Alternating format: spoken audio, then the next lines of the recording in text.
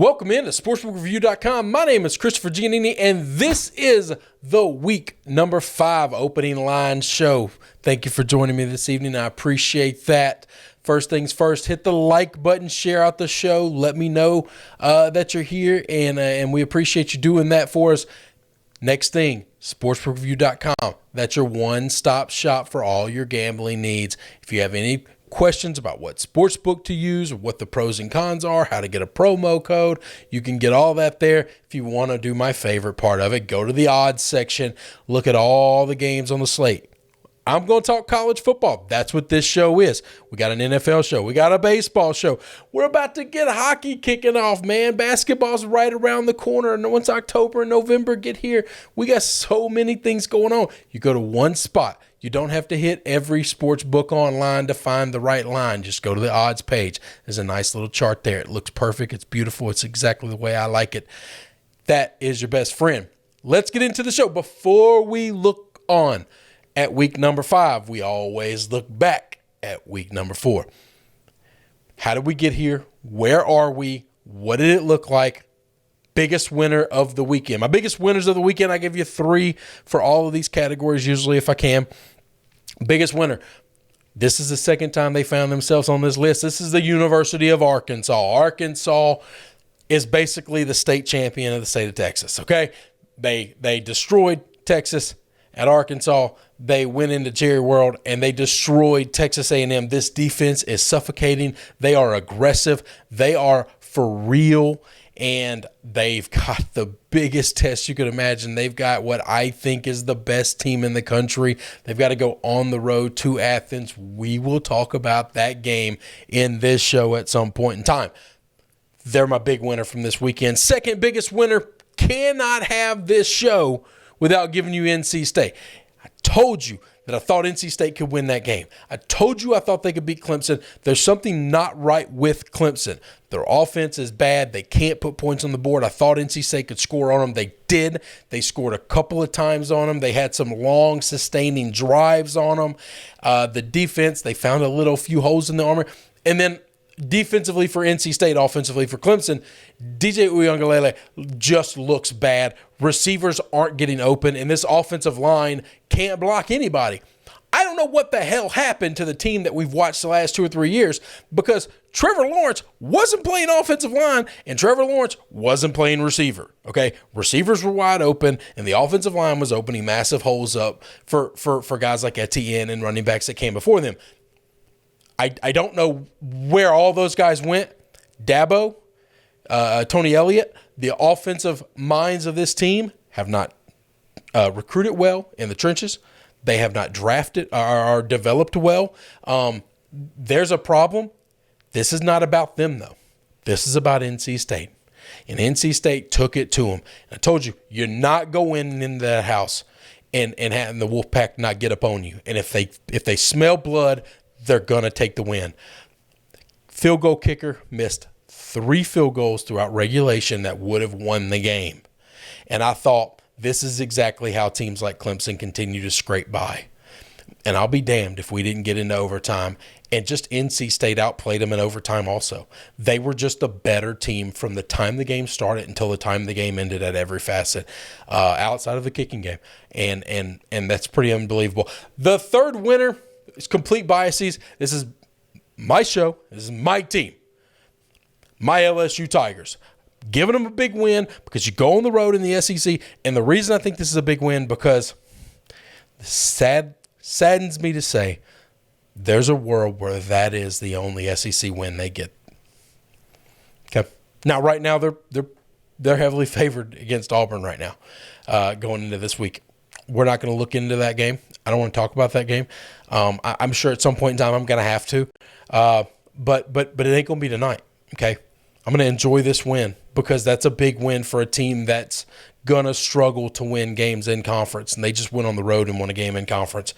Mississippi State's not a good football team. That's fine. I'll take any win I can get right now in the SEC because we are not close to what we used to be. My biggest losers of the weekend, Clemson, already talked about them. Clemson's a big loser, okay? They're a big fat loser. Their offense is bad. We've already hashed this out. Dabo Swinney has got problems. Dabo Swinney was a quote-unquote good coach when he had great talent. Now that he doesn't have great talent, Dabo can't coach his way out of a bag right now.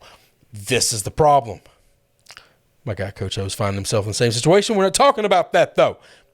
Texas A&M, big loser. Talked about Arkansas. Talked about how Arkansas whooped up on them and beat them up pretty good. Jimbo's got an issue with quarterback, okay? I don't think Calzada's going to be good enough to move this offense.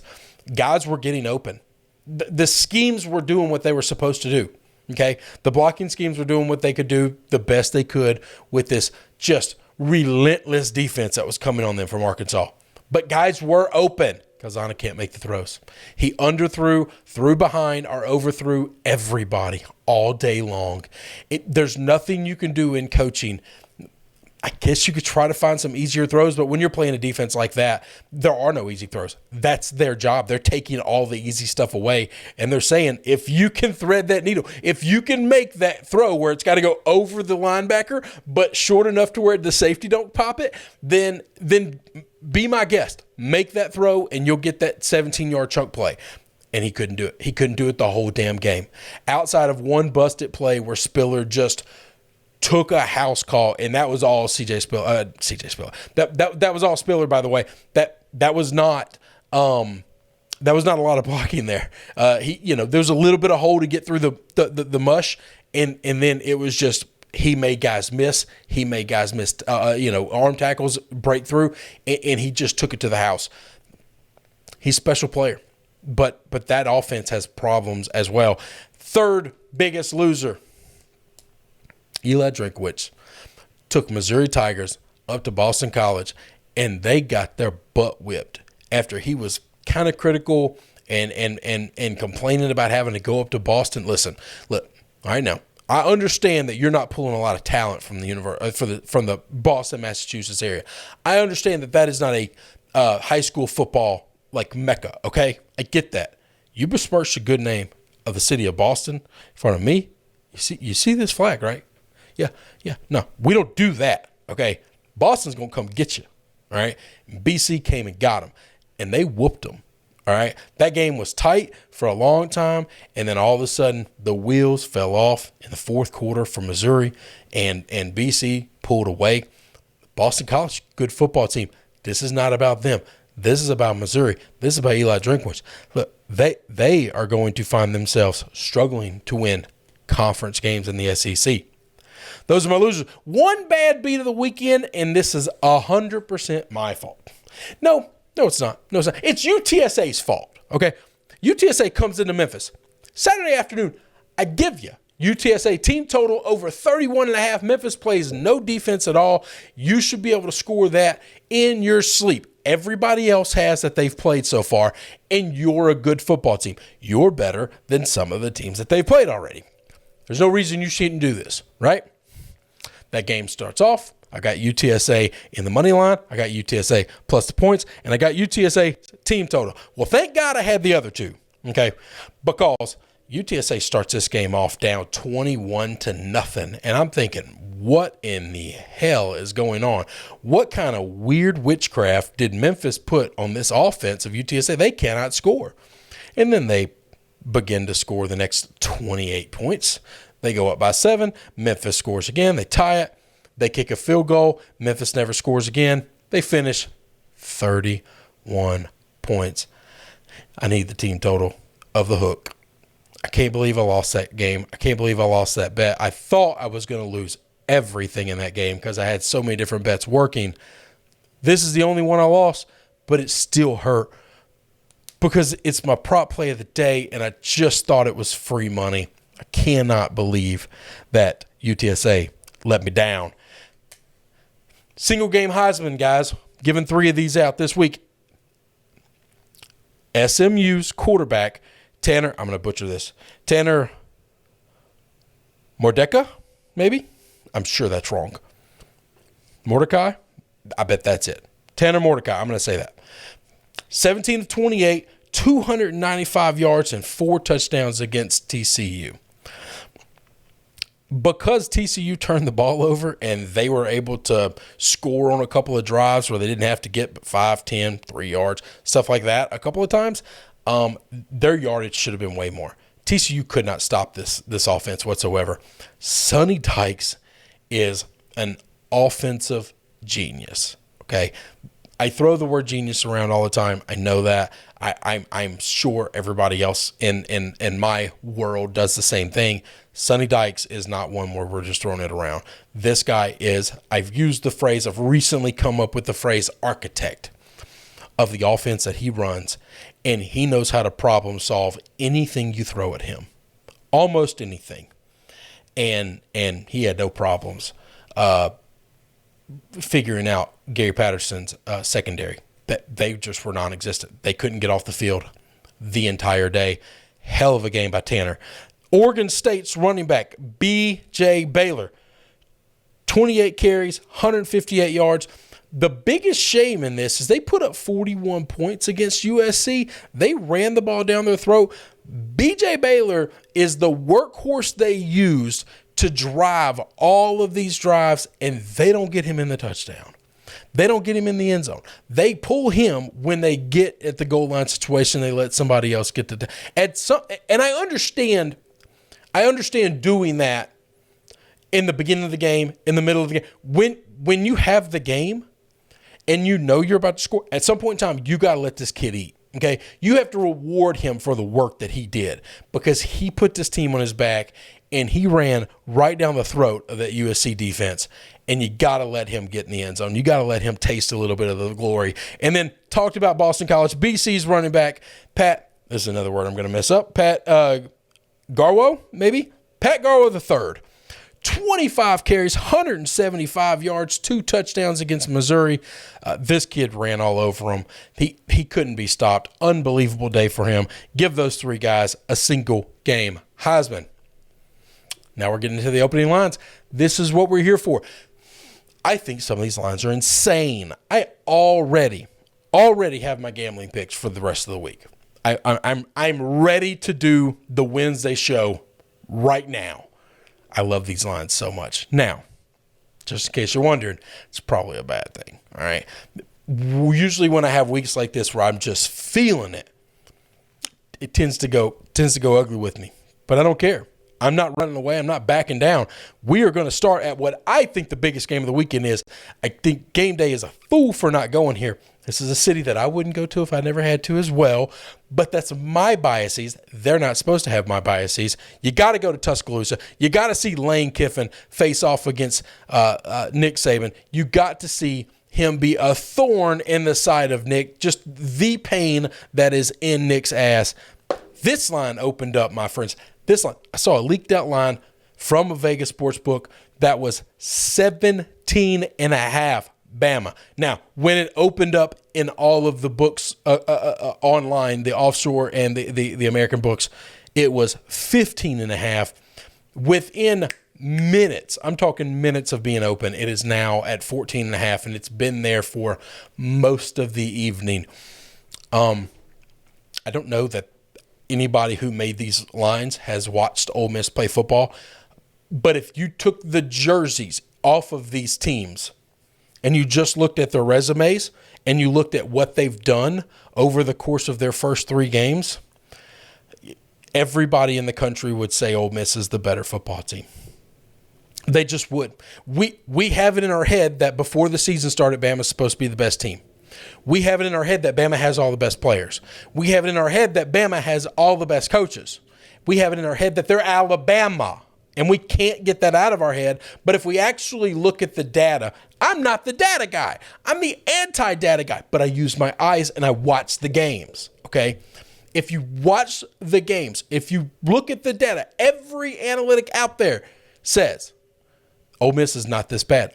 I think Ole Miss is the better team. If I was to do a ranking right now, I would have Georgia number 1 in the country. I would have Ole Miss number 2 in the country, because they're the 2 most impressive football teams that I have seen so far this year. It's not close, by the way. I think there's a little gap, and then I think there's Alabama behind them.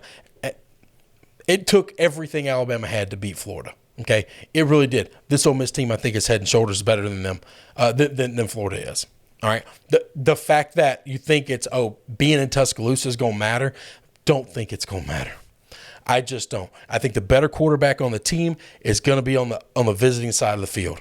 That's Matt Corral. I'm telling you now, guys, I'm already going to have lots of action on this game. I already have lots of action. I was one of the lucky bastards that got it at 15.5. I'm going to take it. It's not going to be the line I give. When I do the show Wednesday, I'm going to give you whatever the line is then. That game's insane. Now, I said a lot of bad things about Bama. Bama's one of the best football teams in the country, and this is going to be an incredible game. I don't think this game's going to be a whole lot different than last year's game, outside of the fact of we might have a different winner, and it might finish closer than last year finished. But I don't see this being a 2-3 score football game. Over 2 touchdowns is too many points. I just think that's insane. Next game up, another not just rank versus rank. We got 2 undefeated teams going again, and big SEC teams. Arkansas, coming off the weekend that they had, and so far the year that they had, going to Athens. This is where game day actually is. This line opened up Georgia minus 19.5. I think the books know something we don't know, because if KJ Jefferson doesn't play, 19.5 is not enough points. Okay? It's just not. He is the leader of this team. He is the heartbeat of this football team offensively. I think the defense can give Georgia problems. I think the defense can slow it down. I think it can be very low scoring. I do not know that the defense can hold up all game long if they don't get something from the offense. Going against this Georgia defense, getting something from the offense with Jefferson is going to be a monumental task. Okay? I don't think it's possible without him. So 19.5 kind of makes sense. All right. And I guess that's where it is. It's in the middle, because if KJ plays, I think this should go down to 15.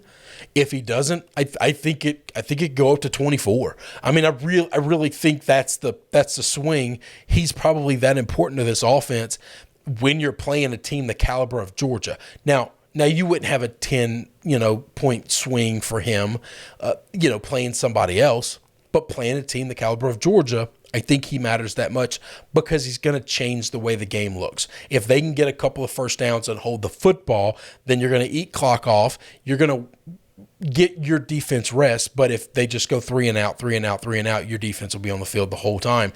Georgia will score at will, and there's nothing you can do about it. I think he's that important. I would not touch this game until I had that information. Don't even care if I'm getting a bad line later. I just want to know, is he playing or is he not? If he's playing and he's playing hurt, that scares me also. This Georgia team is not a team you want to go against limping in, weak at all. Third biggest game up. 2 weeks in a row, Notre Dame finds himself in a big boy matchup. This time, they're getting to come home, get to play under touchdown Jesus, and they got Cincinnati Bearcats coming to their house. This game opened up Cincinnati minus 1.5. That shocked me a little bit. That surprised me. But not enough to change my opinion or make me really want to do something. This is a game I have no feel on. I have no opinion on. I like both of these teams. I would love to see Cincinnati do something magical and special. They're the only ones that are playing for something really special. Notre Dame's made the playoffs before. And maybe this Notre Dame team is different than all the others, and maybe the other teams that might get into the playoffs are weaker than the teams of the past. And so maybe it could be a special year for Notre Dame to do something in the playoffs. I think it's more important to college football to get a team like Cincinnati in. My heart and my want will be with the Bearcats this weekend. I will be staying away from this game. From a betting perspective, I don't see an edge. I cannot definitively tell you that this Bearcats offense can move the ball on Notre Dame's defense. I just don't know that. I would like to think so. I think Desmond Ritter's a hell of a quarterback. I think he's one of the best quarterbacks in the country. But but I don't know that. Okay. I saw them get frustrated and flustered at Indiana, and I think this home field is going to be worse than that. And being on the road with a crazy crowd. And there's a world where I think Notre Dame's defense is probably a little better than Indiana's. I might be wrong on that. They're probably very similar. Maybe that's just the biases of the Irish. And I've seen that defense be real good for quite a bit of time. But that's a very important game to college football this weekend, and it's going to have implications that resonate for the rest of the season. I think it's important. Fourth game up, Boston College going to Clemson. We've got a team that is undefeated in Boston College, 4-0, going up against little 2-2 Clemson. And Clemson is laying 16 points. Where the hell Clemson going to score 16 points? Are we going to spot them at the 20 every time? Listen, this Boston College offense is no joke. Now, this will be the best Clemson's offense looks all year, okay? Because Boston College doesn't really have much of a defense, okay? If they can't take the ball away from you, Clemson's offense is finally going to get some points. They're going to get going a little bit because they're about to start playing a little bit weaker than normal defenses. I still don't know that matters. I think Boston College is a hell of a football team. I'm not saying Clemson loses 2 games in a row. If Boston College won the game, it would not surprise me. Boston College getting beat by 17 or more would surprise me. I think they're a good football team, and I think they can hang. I think they can keep it close. Didn't say that they're going to win the game, but 16 points is just too much, guys. Next game up, we're talking about that Indiana team brought up earlier. They're going on the road to Happy Valley. They're playing Penn State. This is the big ABC night game. Penn State getting a lot of ESPN love right now at night. This line opened up Penn State -11. I have seen Michael Penix Jr. play against a really good defense when they went up against Cincinnati early. They have struggled to move the football when pressured hard, and Penn State's not going to be any easier. They're not going to be any better to move the ball on. I love Tom Allen. I would love to see him be able to pull some magic out and keep this game close. Penn State's offense isn't great, but they're capable of big plays. And if their defense just keeps putting pressure on you, and then they wait for you to make a mistake, Penix Jr. is the kind of guy that's capable of making those mistakes. Okay? He just is. This game scares me. The line is a little bigger than I'm comfortable laying right now with Penn State. We'll have to wait and see what I feel later on. But if Penn State covers this game pretty easily, it wouldn't surprise me either, just because you get a couple of picks. If you're down 2 scores and Penix turns the ball over, if you're down 10 and Penix is trying to make a play in the fourth quarter, you turn the ball over, it goes to the house the other way. You've busted your 10, you busted the 11, and it gets out of hand. That wouldn't surprise me at all, because that's how this game has looked every time Indiana has played a really good defense that gives them problems. They're in the game for a while, and then at some point they get down, and then it just snowballs against them. I kept saying Iowa in the back of my head whenever I was trying to talk about Indiana. Iowa, next game up.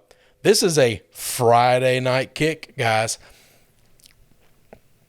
So far, I believe maybe not all, but I believe all of the home dogs on the weeknight games, Thursday or Friday, have covered every game.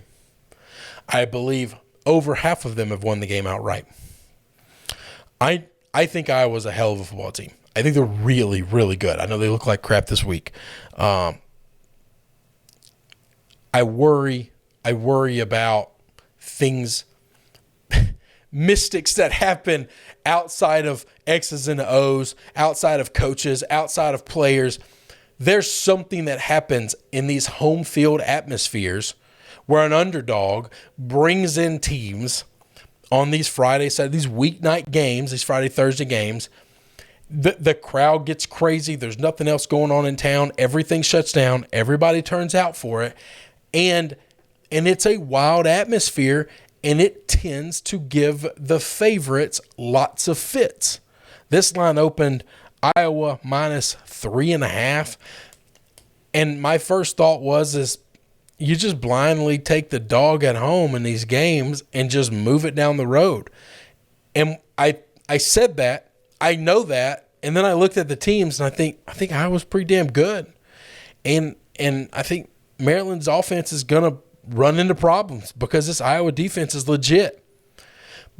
But I'm not going to let logic, and I'm not going to let my eyeballs tell me something that the mystics of the earth are telling me the opposite. Okay? There's voodoo involved here that I believe in, and I'm not going to argue with it, okay? The football gods smile on home dogs in weeknights. Who am I to argue with that? Not going to try it. You're just going to, as long as they stay the dog, I'm going to take the dog. That's just what you do. Next game, we're going to see if we can get some fight out of a team in Texas, okay? Now, the University of Texas Longhorns has looked really good 2 weeks in a row, okay? Now, Rice beat the hell out of them. They're not very good. Texas Tech, I thought, was pretty good. Thought Texas Tech could win the game, much less cover a pretty good number. They got blowed out. They looked awful. TCU is a little bit of a different story. Now, I know TCU just lost to SMU. I'm not going to quote the stat because I'm going to get it wrong. I think TCU is like 2-9 the week before they play Texas out of their last 11 matchups, okay? Like, they always lose the week before they play Texas.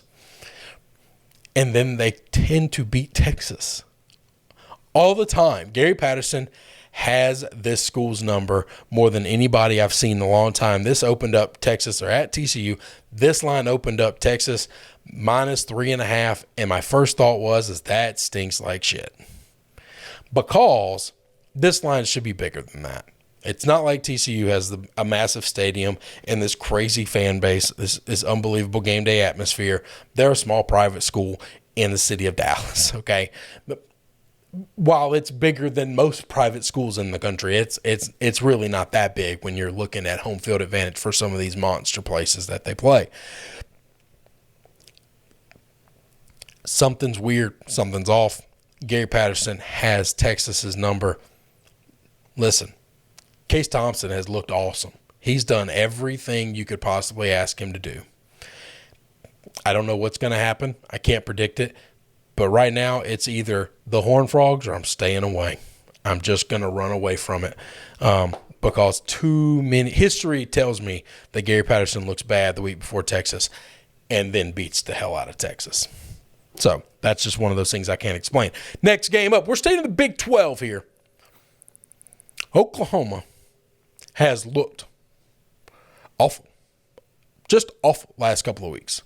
But they're getting wins, okay?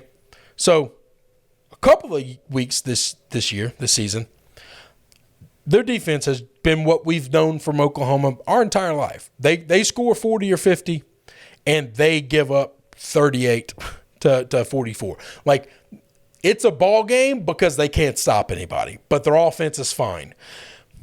This past weekend, brother, the offense was not fine. I don't know that West Virginia's defense is that great. I have seen teams put up lots of points against West Virginia's defense. West Virginia held them under 20 points.